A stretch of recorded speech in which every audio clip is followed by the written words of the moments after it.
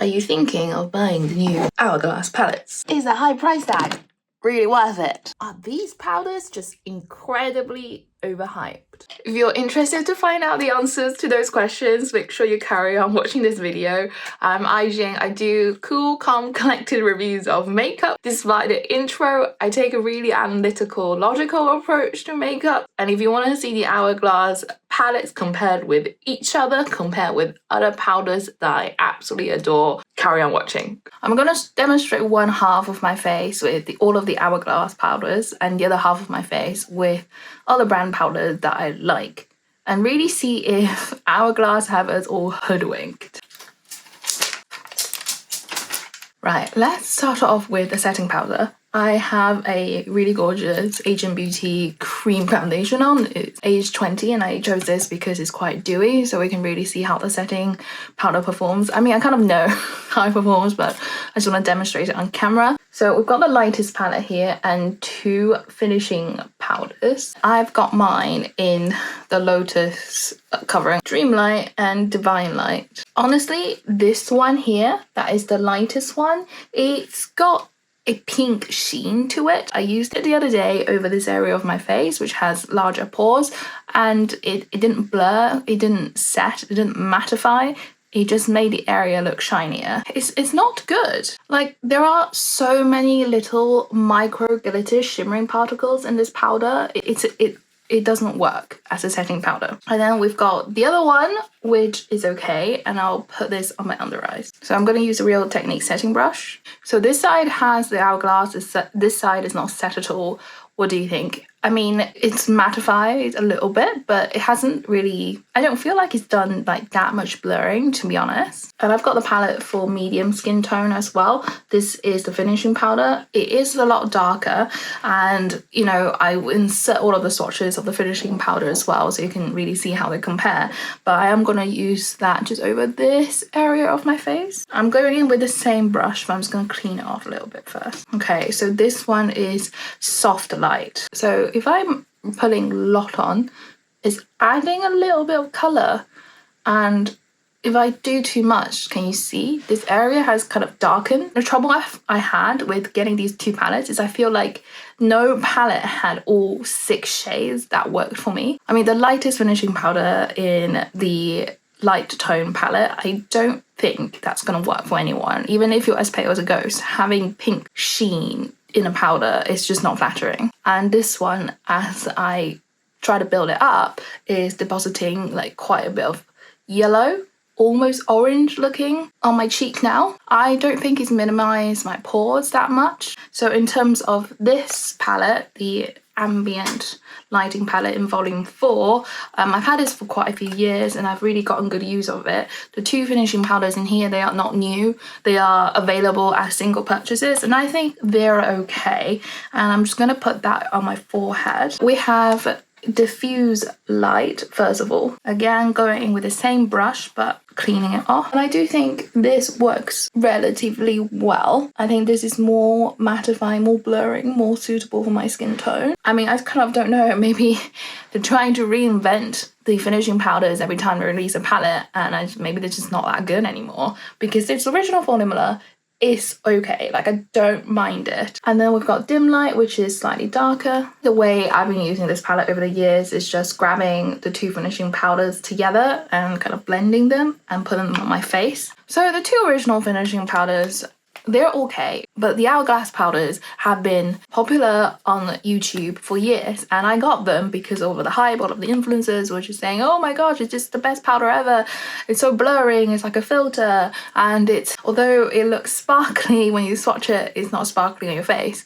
Well, if it's sparkly when you swatch it and you put it on your face, it's still sparkly on your face. When you stand in direct sunlight, like proper direct sunlight with the sun shining on your face, you can see all of the sparkly particles even in these two original finishing powders, especially in diffuse light. There are definitely shimmer particles in there, and it's really obvious when you're standing under the sun. So let's just apply some finishing powders. If you watched my videos before, you know that I really like the Pat McGrath finishing powders.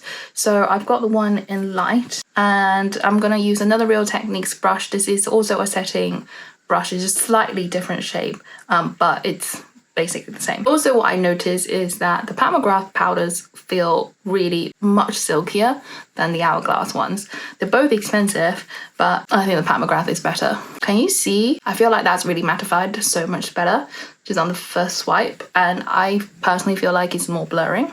And go down the cheek as well.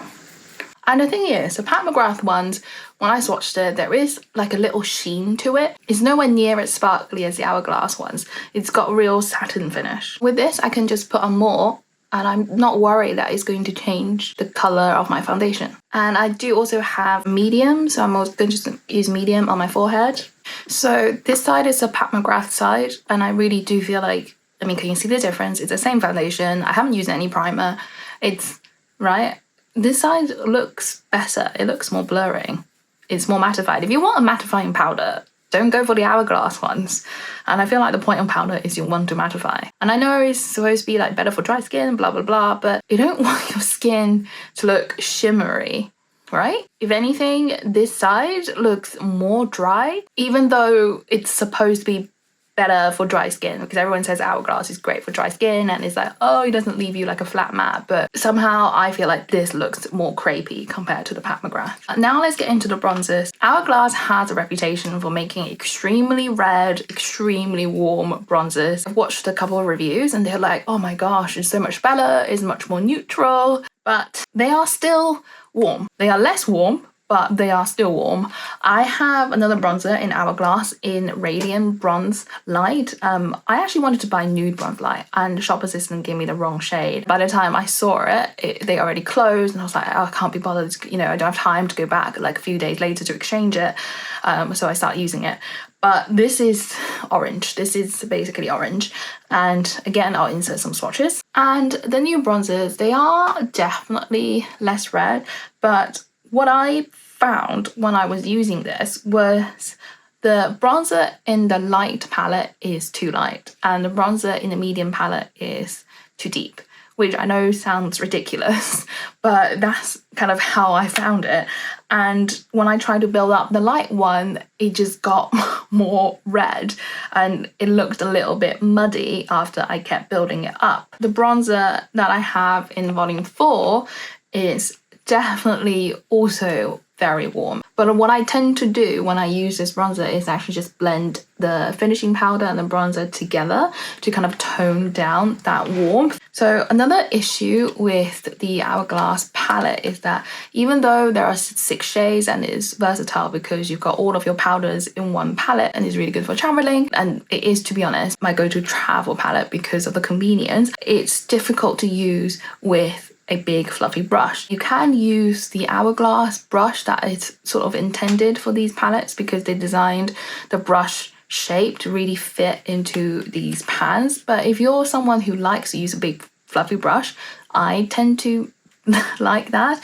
It's difficult. It is difficult to make sure that you're not touching the other pans. You can't just go crazy. And if you want to get your brush like all the way right, you do have to do quite a few dips. And the way that it's laid out is because you've got the blushes next to it. So you really got to try to not touch it. If it was finishing powders next to it, then it wouldn't be as big of an issue. I mean, it's not difficult to get the brush on the pan. It's more of an issue that you're trying to get your brush evenly coated in a smaller size pan. I think that's a problem. So let's go in with the medium one first. I'm going to use a Real Techniques big fluffy brush. So because now like the brush is not evenly coated, and what I like to do is just put it in my palm a little bit. And also I know this is the medium palette and it's a little bit too deep for me. So let's go on the forehead for this one. And I mean, in terms of the actual finish of the bronzer, they've got a little bit of a sheen to them. Like some bronzer shades have more sheen, some have less sheen. The Radiant Bronze Light certainly is very shiny. But these ones, they're not as luminous. So I think that's good. But the colour, I think they could go even more neutral. And I'm going to use my favourite bronzer on the other side and you can see the colour difference. I will insert swatches of the different Hourglass bronzers I have and how they compare with my other bronzers. I didn't put that much on, but this is what the bronzer looks like. So the medium one on me It's a little bit dark. And now I'm gonna clean off my brush and use the bronzer from the light palette. I'm gonna call it palette 1 from now on, okay? I'm gonna use the bronzer from palette 1. I do think this is basically the same tone. It is just less deep. I feel like the proportion of pigments that they use to make this brown color is equal, like each like red or blue or green, like whatever, like all of these individual colors I think is the same in the two bronzers, but it's just like a little bit more white pigment, so it's lighter in palette 1. And I just feel like that, I don't know, it looks red to me. It looks more red than I would like, and if I don't build it up you don't see it. So this is the bronzer of palette 1 on my cheek. Now, one of my all-time favorite bronzers is the Laguna bronzer from NARS. This is the original one, which has a little bit of shimmer in it, and it is the only bronzer that I have ever hit pan on and used up completely. It was when I only had one bronzer. I was at medical school. I didn't have any other bronzer, so I used it every day and I used it up. It applies just as well, but I think already, I mean, first of all, this is definitely too dark for me, right? But this is a better match. I've not tried a matte version of the Laguna bronzer. I'll be happy to, but I've got too many other bronzers really in my collection. But even, I mean, it definitely does have shimmer particles. You can't see it when you swatch it. But it's very flattering on the skin. And this, you know, I've gone in a few times now with Laguna, but it doesn't look muddy. It doesn't look red, right? It's just like this really beautiful neutral bronzer. It's a little bit here as well on the temple. And it's so easy, like I'm being really liberal with it and not an issue at all. Whereas if I was doing that with the Hourglass, it's just, I'm not gonna like how my face look because it's just gonna look too red. So this is the Marc Jacobs Fantastic bronzer. I mean, this was very popular on YouTube as well. I think Marc Jacobs Beauty is coming back, but I don't know when. I don't know if the product's gonna be the same. This is a really, really good bronzer. I love it so much. And because such a big pan is so good for just swirling your brush in. And then let's go with the cheek. So very easy to apply, and again I just prefer this color on my skin so much more. I mean, I'm kind of like a light olive skin tone. I've got a little bit of in my skin tone, so I think the Hourglass bronzers, they just don't work for me, even the new ones. So this is the Marc Jacobs, and again I apply liberally, but I don't have to worry about it. Like, I like how it looks. This tone is just so much nicer than the Hourglass. It's still less red. Now let's talk about blush. I do actually like the blushes in the Hourglass powders because a blush can be any color, is all just personal preference, and if it's a little bit satiny, a little bit shimmery, it's okay. So there are two blushes in palette number 1. I'm gonna try maybe putting one as an eyeshadow actually, just for fun. Let's do this one here as an eyeshadow. I haven't got any primer on my eyes, I haven't got any concealer on my eyes, you know, okay, that's a pretty color, you know, that's a nice blush. But why would I spend £90 on 2 small blush pans and not enjoy using anything else from this, right? That's just silly. And then I'll use this blush colour called Peach Fusion. And Hourglass, they tend to have more pink blushes. So again, this year they changed the colour story. You have more peaches. So this is actually very nice. It applies evenly. Looks alright. It looks glowy. It looks good. And I've got palette number 2. And there are 3 blushes in this palette. Now, you think that's great. However, this colour here, which they call a blush, is more like a blush topper because this colour is all shimmer. It's really very, very shimmery. I'll apply it on my cheek here, and it's more like a highlighter, maybe for really dark skin tones. It is just, there's too much shimmer in this for it to be flattering on the cheek. It's okay for a little bit of shimmer, but when it's too much, you're going to exaggerate over the pores over here again. You probably won't be able to see very well, to be frankly honest with you, but I know when I saw a few of the reviews, like, they were getting really excited about the shade because it's like a nude, but it's it's too shimmery. It needs to be more matte for it to work. The other blushes that I have in the Hourglass palette, I do like these two colours, but a major gripe I have with my own personal palette is there is so much marbling of the highlighter colour. So I don't have this lovely purpley mauve payoff when I use this blush. It's super frustrating. I don't know how often this happens because obviously it's random, but it was really frustrating when I got this palette and I saw that it was basically all highlighter or finishing powder and not very much blush. So that's an issue with the palette production. That's an issue with the consistency. And if you're someone who spent a lot of money on this and really looked forward to getting it, like I was, and then you get a dud shade because of the marbling, I mean, that's not cool. The blush that I'm going to use as a comparison on the other side is the Charlotte Tilbury Cheek to Chic blush in Ecstasy. I'm using this because this is another kind of like glowy blush, and so you can just get an idea of what another formula looks like. So the same type of tapered brush. I really do like the Charlotte Tilbury blush. To be honest, I realised now when I was going through my collection and thinking about, oh, what's my favourite highlighter, what's my favourite blush? So many of them are liquid or cream. I still love a powder bronzer, but in terms of blush and highlighter, I much prefer cream. So this is a Charlotte Tilbury. And can you see how the Charlotte Tilbury just looks glowy without looking too highlightery, because there is so much going on this side. I will build up the Charlotte Tilbury a little bit more because I know I put a lot of blush on this cheek just to make it fair. So I've really packed on the Charlotte Tilbury now. And again, can you see this side of my skin looks way better? Like the blush is emphasizing my pores. I think it's not as big of an issue if you don't use as much. And I think blush is probably one of the better products from the palette. But yeah, I mean, this is the truth. I think everyone rates Hourglass so much and how it's the best, blah, blah, blah, blah.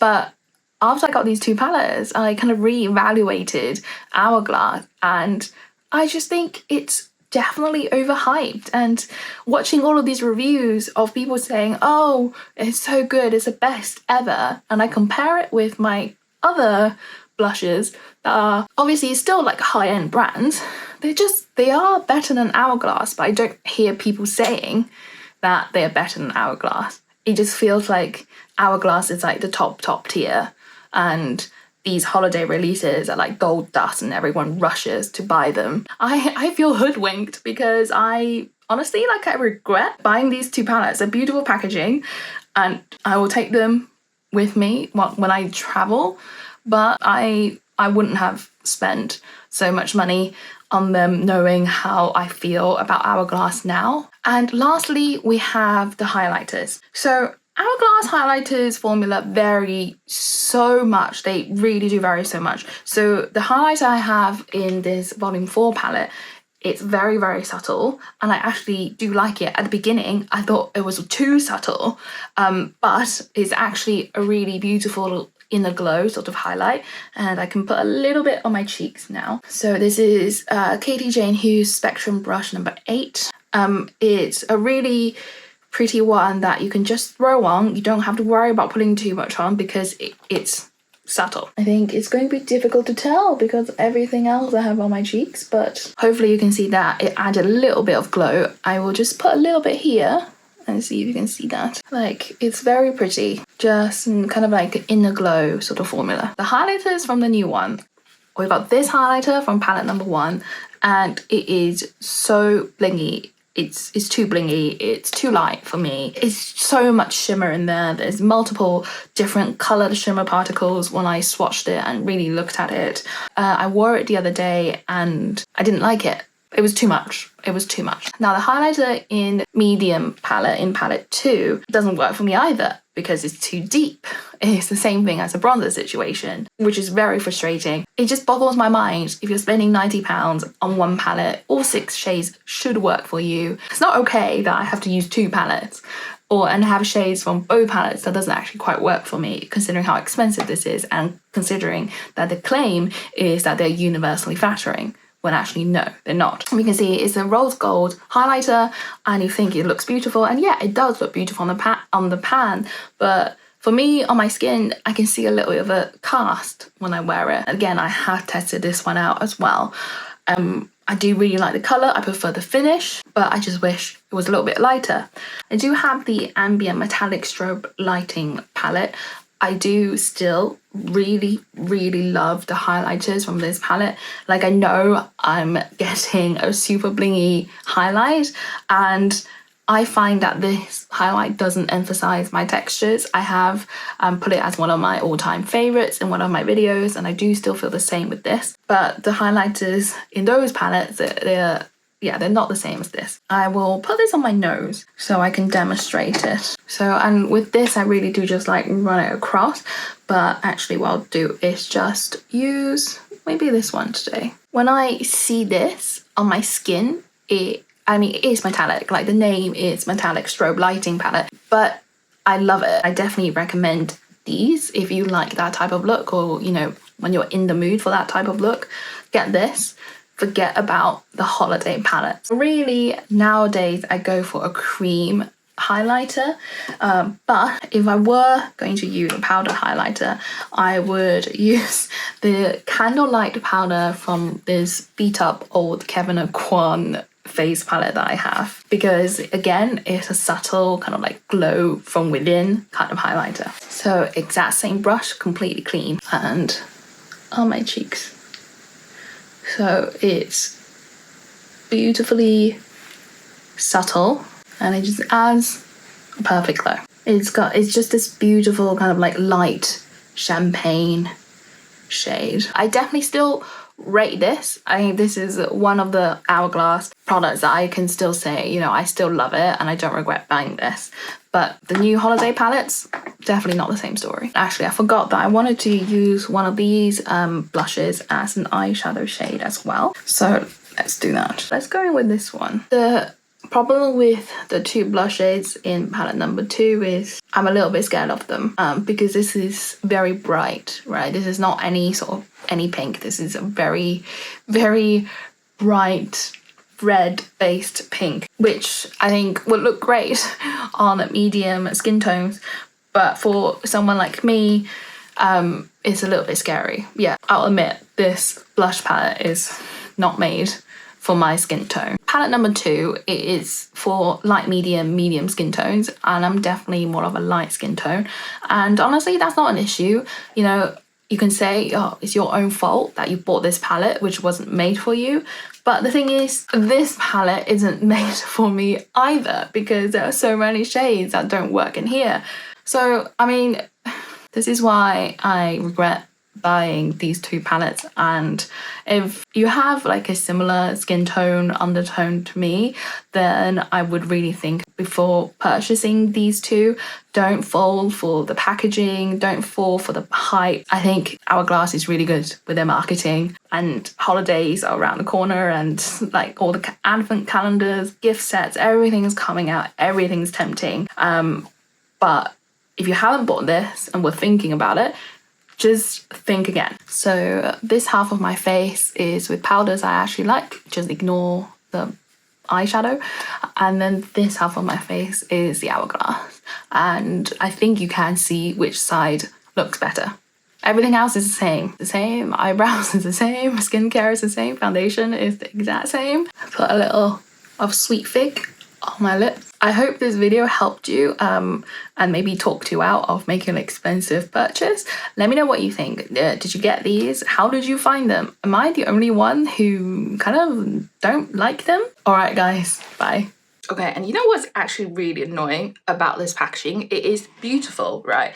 But the old packaging, because it's not customizable, like what I tend to do is put my thumb on here and put my finger on the other side and then lift, because this area, right, there's no overlap. Yeah, so you can hear the click, like easy to open. But this, right, even though there's an indent here, this is all connected. Like, you see, that's one piece, okay? So I can't do this and lift it up because I'm holding it closed.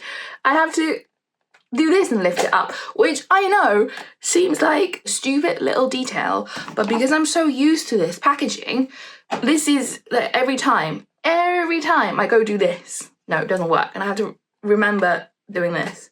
And I don't know, it's just a little bit harder to open. It's just, okay, you know what? No one else cares about this.